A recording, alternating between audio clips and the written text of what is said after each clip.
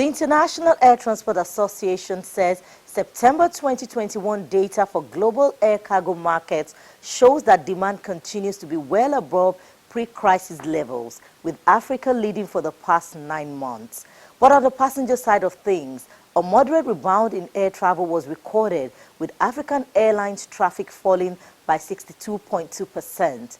A travel expert in Nigeria adds that the moderate rebound seen in travel in Nigeria may quickly be erased as international airlines have ticket sales funds which has not been repatriated, a situation to which the federal government must attend to promptly. That's the potpourri of our menu on the program. Plus, the United States opens to vaccinated travelers across 30 countries. Let's begin with our background report as cargo takes the lead.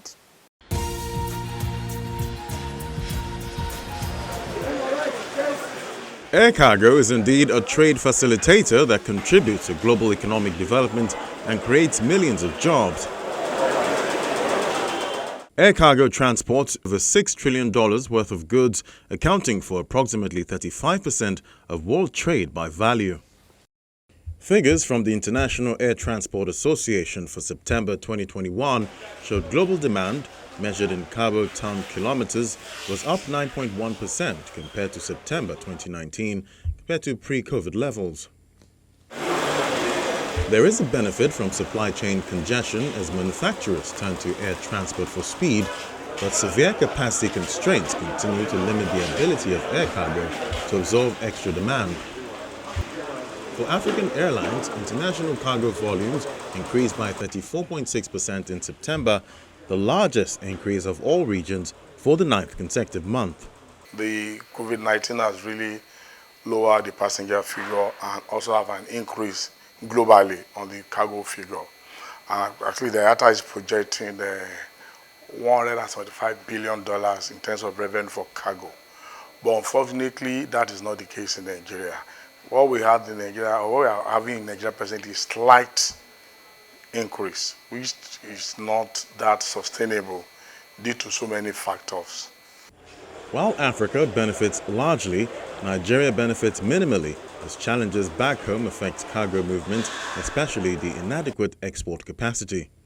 When the airline comes in, let's say European carriers, when they come into Nigeria, they come in through the north part of the country, another part of Africa, to Nigeria, bring in cargo, but they go in empty, which to me is not making economic sense to them, because they're going to be at a loss, except they have to fly southward of Africa, maybe Angola, South Africa, then go back through the north to the Europe. So this has not really make most of these airlines focus on Africa as far cargo. What we have observed now is that the duty payments and the exchange rate as well is affecting our clients.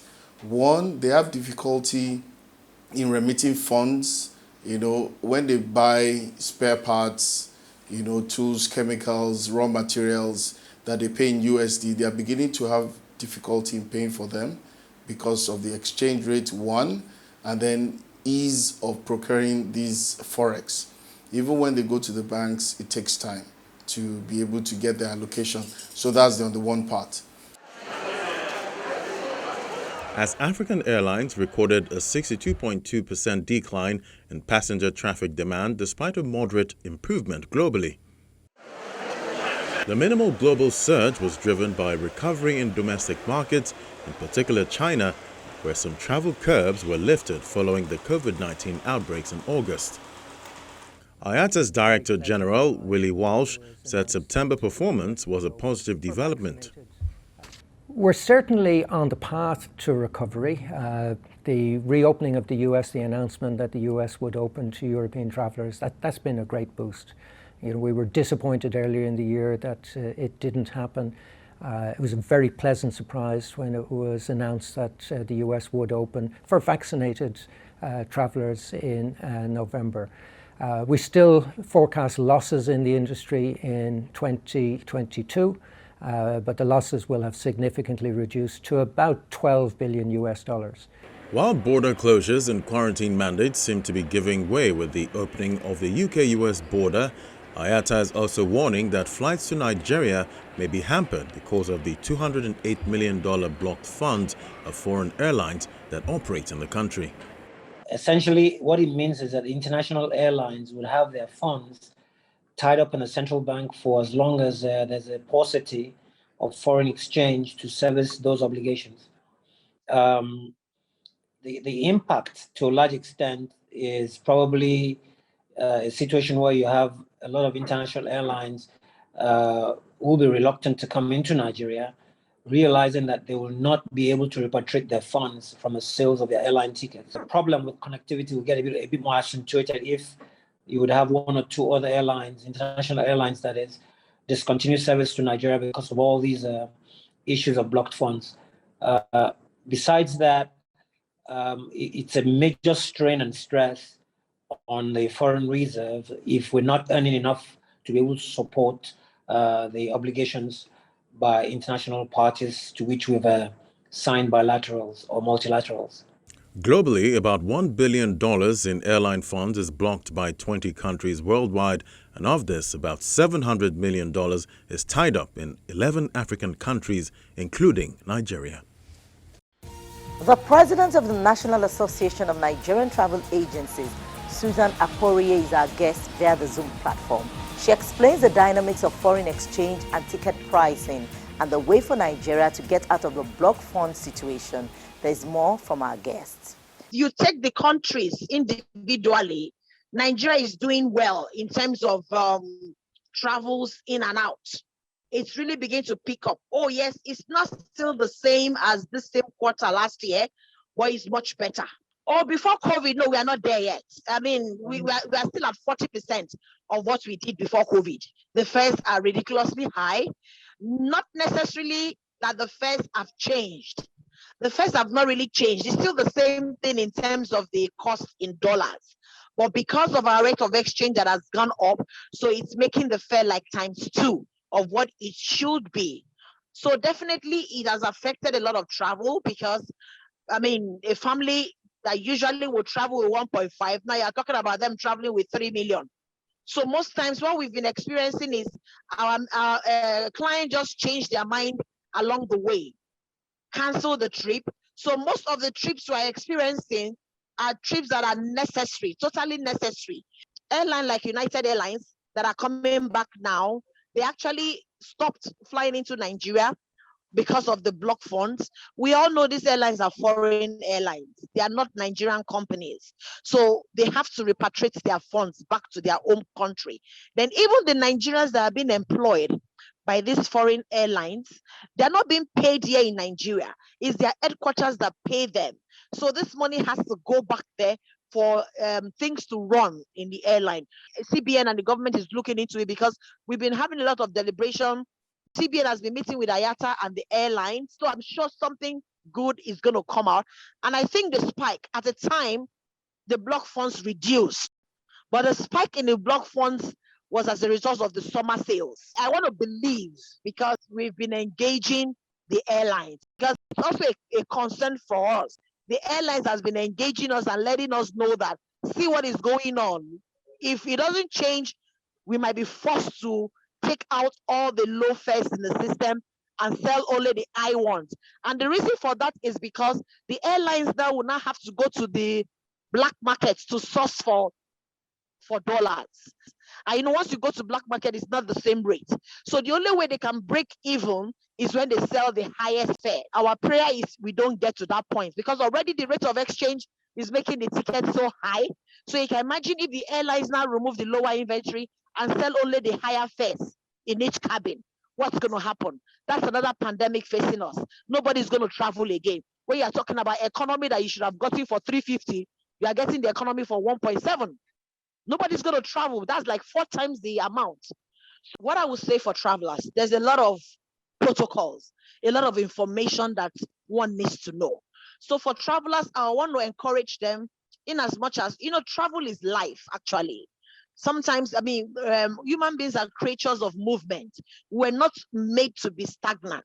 So people must move for one thing or the other. either for business, for medical, for school, and for leisure, because you walk all through and you just need a break. It's not exactly fun because travel is supposed to be fun. COVID has taken the fun out of it. I want to encourage travelers to be vaccinated. But should in case you don't want to, then you observe strictly 100% the COVID-19 protocol. I've had personal cases where my clients traveled. By the time they came back, they were negative when they went. By the time they came back and they tested positive, it wasn't fun. Need to be more patient because there's a lot of information they need to have. And the information is so much, so they have to find a way of archiving this information.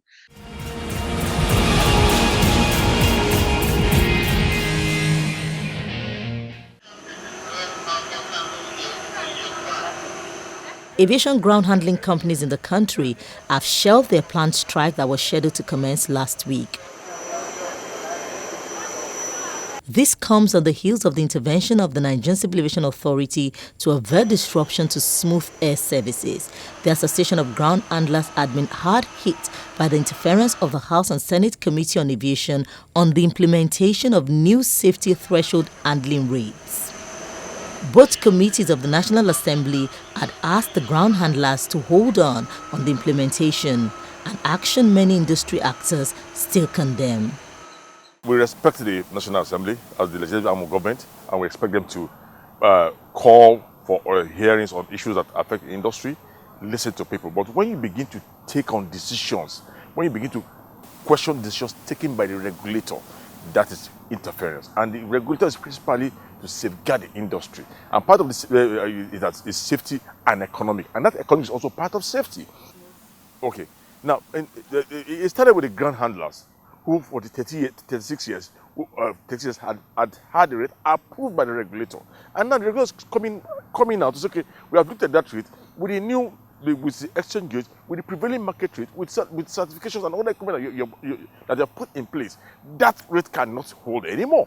And with whatever rate has been approved, or what has been approved right now, is commensurate with what is obtainable in the West African region and with the contemporaries. They go to the same market to buy the same equipment, get the same certifications with their contemporaries all over the world.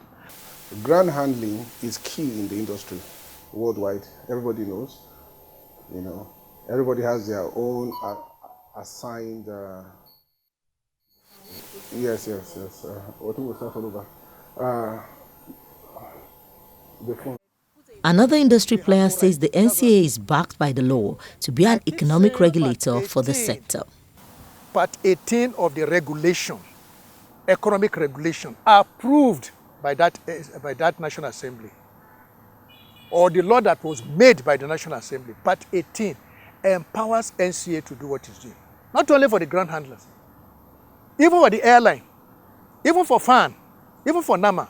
Part 18 tells you, if you have to increase your tariff, bring it. That's what Part 18 says. And let us look into it collectively. How will it affect the operation of the other people? How will it affect the operation of the airline? How will it affect the operation of the majority of the people, particularly even FAN in the airport? They will look at it. While the ground handlers have said there is an adjustment to the new rates, industry players have lauded the NCA for its prompt intervention, which is in accordance with the 4 cardinal points of the International Civil Aviation Organization, which includes cost recovery, wider consultation, integrity, and non-discrimination.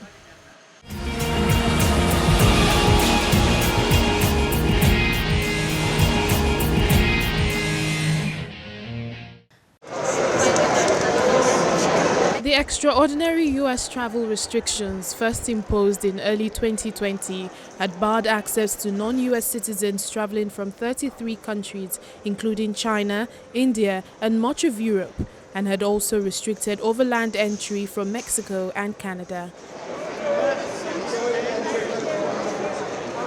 From Monday, November the 8th, travelers who can show official proof of vaccination against COVID-19 and have had a recent negative viral test can fly to the United States. The unprecedented travel ban, first imposed by the Trump administration, dealt a huge blow to tourism, but has also kept loved ones from attending weddings or any other family functions. Travelers excited at the prospect of seeing family and friends in the United States for the first time since the pandemic started took off early on Monday, November 8th from London following the lifting of US travel restrictions. We're going to see so my nephew, my mum's first grandson. We haven't met him, he's just turned 1, so we're really excited. Haven't seen my brother and sister-in-law for 2 years. I was just telling her, I hope he comes to, because we've been FaceTiming the whole year. But you know, to actually see in person, you don't know. And if they've woken him up and come and, so I said, just don't cry, Kai. Yeah. Long-term rivals British Airways and Virgin Atlantic carried out simultaneous takeoff from London's Heathrow parallel runways in a stunt aimed at highlighting the importance of the transatlantic market to UK aviation. The Biden administration announced that the U.S. border will be open. We saw a 600% increase. The flights today are full, of course, over the next few days. So it has a major impact between announcement, between the opening and what we're seeing. And people are starting to book for, of course, actually November and December. So what we call near-in bookings are high, as you can imagine, which tells us that there is pent-up demand of 2 years yet to fly to the U.S. and elsewhere. So how sustainable? And in France, tourists and travel agencies are rejoicing over the lifting of restrictions. Paris-based agency Jet Set Voyage, which specializes in trip packages to the Americas, reservations to the US rebounded from almost inexistent, the case in the last 18 months, to the same pre-COVID levels in October 2019. The agency's head of operations in North America speaks to the issue. C'est une très bonne nouvelle pour nos clients. It's from zero activity to one that is similar to October 2019 levels before COVID. And we're again seeing the level of requests for reservations. So we're starting to move on from the COVID period and we're restarting a good activity. We can really feel right now there's a real appetite. The November 8th date has been out there for 2 or 3 weeks, and today we still have requests for next week or in 2 weeks. We have last-minute requests. 25% of our current activity are for departures in November or December. And so there's a real desire among customers. They no longer think about it. They want to take a trip, they want to go, and they ask us about it. They're ready to leave as soon as tomorrow. The new rule comes as a win for air companies and passengers. Most popular destinations in the US include Florida, New York and California. The lifting of the travel ban comes as France and Europe are seeing increases in the number of COVID-19 cases, with experts fearing a new wave in some countries in the region. In Germany, passengers are seen heading out to the United States. We're off to New York. The mood is super. We have been looking forward to this since January. Ich freue mich riesig drauf. Erste größere Reise, beziehungsweise die erste Reise nach USA überhaupt, dann gleich nach New York. Der Reisegrund ist auf jeden Fall die Stadt an sich selber und Bekannte besuchen. Officials of Lufthansa are also not left out. Also ganz hervorragend. Wir freuen uns wahnsinnig, dass wir mit dieser historischen. It is great. And we are super happy that we got to fly this historic flight number 400. With this wonderful A340-400, and that we get to fly a full flight to America again. We, as staff, have had the privilege to be able to fly back and forth a few times. I was there just 4 weeks ago, but it's even better today to know that we are flying with a full plane and that we can finally bring these continents and cultures together again in a way. Der Zustand von vor der Pandemie, den haben wir noch nicht erreicht. As you know, many of passenger procedures have changed as a result of COVID, and of course we have to take this into account. And that's why we're preparing for this day and the coming weeks for a long time. We have special task forces in order to be able to handle the document checks so that it works. It is not easy because the document situation is very complex and very fluid and changes almost weekly. But I believe that we are well prepared and that we can offer our guests a great product here today. While most passengers are grateful to be able to see friends and family again, LH400 flight was also historic. In June 1955, the first intercontinental flight of the newly founded Lufthansa flew from Germany to Ireland. The flight took 20 hours and was the LH400.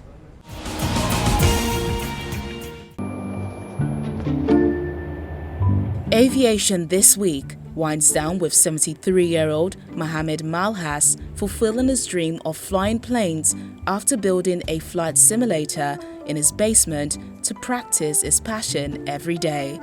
He spent 4 years building a cockpit in his basement. كان عندي شغف شديد للطيران، لذلك قررت أنه أعمل هذه القمرة وعملتها في البيت في التسوية، وأصبح هذا المكان هو مكان كمنتدى لهواة الطيران. هذا البيت يعني هذا المكان هو زي مطار في منطقة البيت اللي أنا موجود فيها.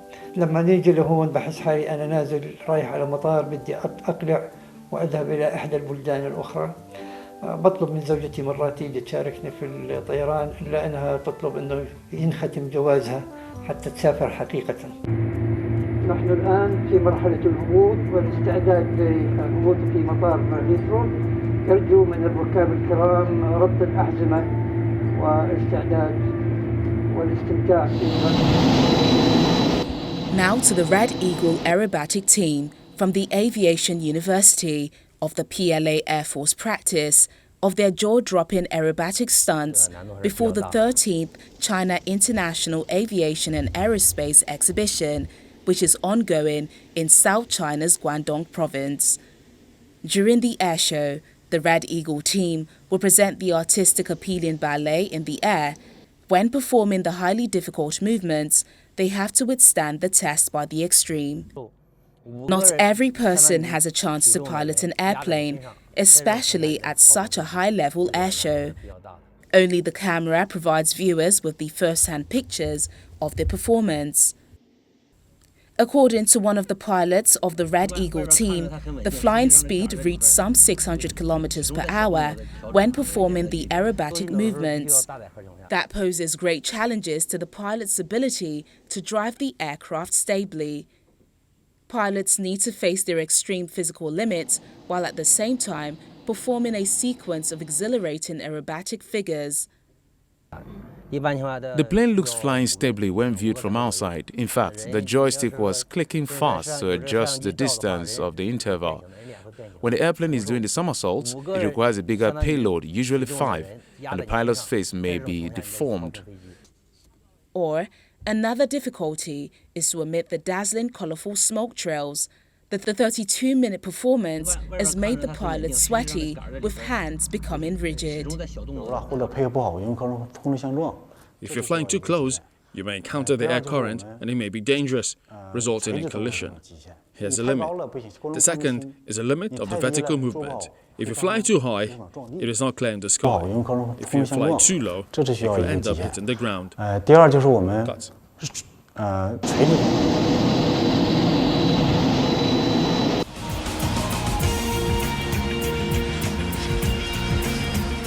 This is our final destination on the program. See you next time, God willing. I'm Bukola Joe Oketumbi.